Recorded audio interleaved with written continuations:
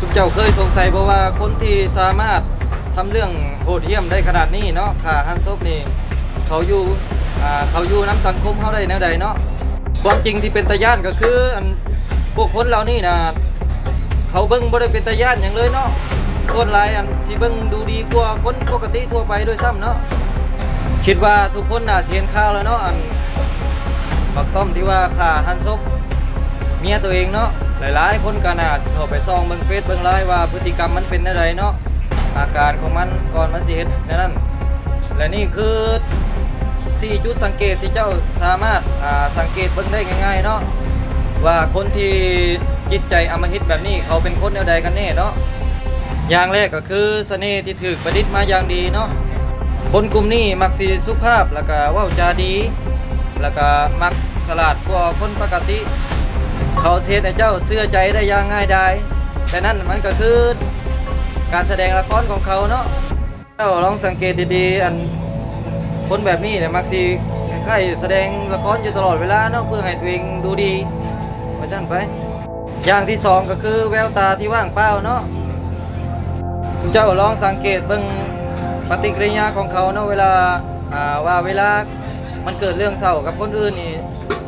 เขาสิมีปฏิกิริยาใดๆเนาะแต่เขาเย็นซาบ่เลย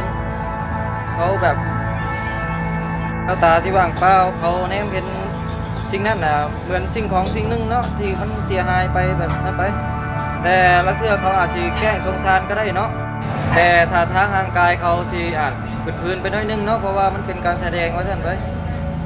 อย่างที่3ก็คือเป็นคนที่ขี้ตัวจนเป็นสันดานคนกลุ่มนี้นะเขาสิตัวได้แบบหน้าตาเฉยเนาะถึงสิเป็นเรื่องเล็กน้อยก็เขาตัวแล้วก็ถึงถูกจับได้ก็เขาก็ยังแทไปเรื่อยๆแล้วเทื่อก็โยนความผิดให้คนนั้นคนนี้เนาะการหั่นศพก็คือการ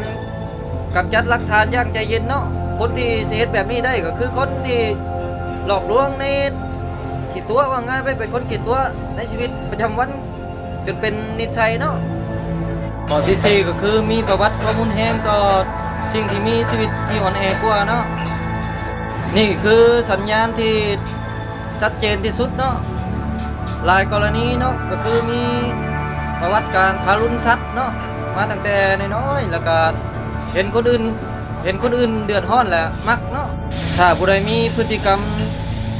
สะใจเวลาเห็นคนอื่นเดือดร้อนหรือว่าสัตว์ที่ได้รับการทรมานก็คือสัญญาณที่ชัดเจนที่สุดแล้วว่าเขามีความป่วยทางจิตอย่างรุนแรงเนาะทั้งมวลที่เว้ามานี่ก็ให้ทุกเจ้าจำไว้ว่า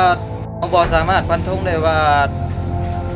เราได้เว้ากับคนคนนั้นประมาณ 2-3 เทื่อแล้วเขาสิสามารถฟันธงบ่ได้เนาะว่าคนคนนั้นสิเป็นแบบนั้น